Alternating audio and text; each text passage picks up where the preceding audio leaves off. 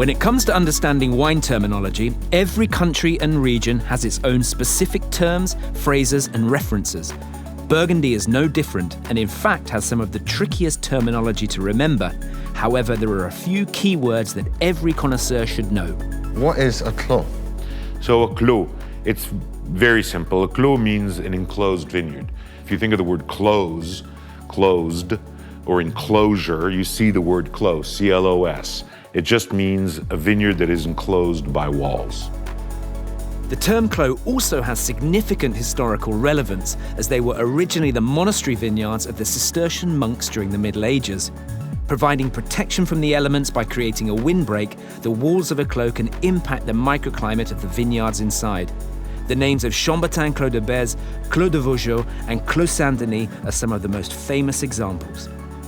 The word cru, meaning growth in French, was first associated with wine during the famous classification of Bordeaux's wines in 1855.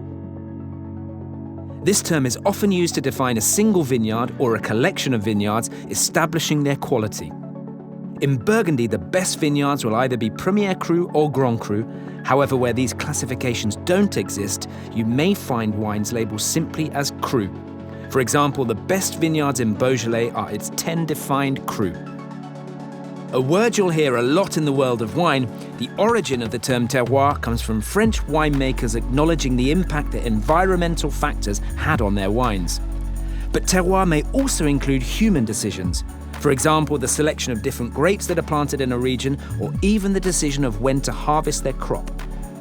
Although this term is intrinsically linked with the wine industry, it is now used to refer to many different forms of agriculture. Terroir is now being studied across the globe for everything from coffee and chocolate to chili peppers and even marijuana. Burgundy has an even more defined term for individual vineyard plots. Known as lieu-dit in the rest of France, the term climat is unique to Burgundy and is used to describe the microclimates of specific plots.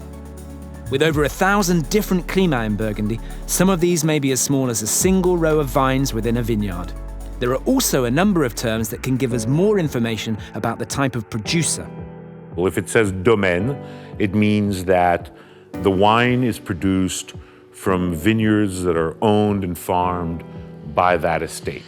If you see the word chateau, particularly there are a few in Burgundy, but you see it a lot in Bordeaux, it has to do with there being an edifice that is viewed as being a chateau, and that the lands typically are around it.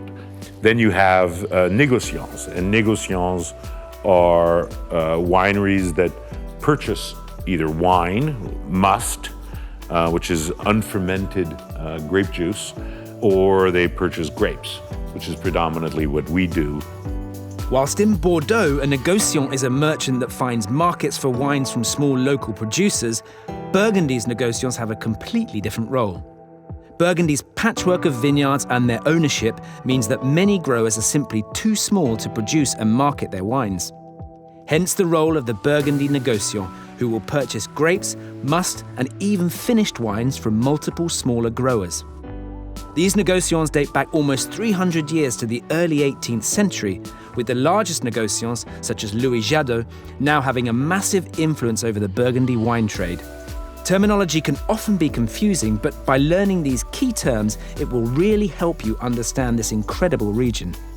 Next time you open a bottle of Burgundy, consider how many elements have gone into influencing what is in your glass.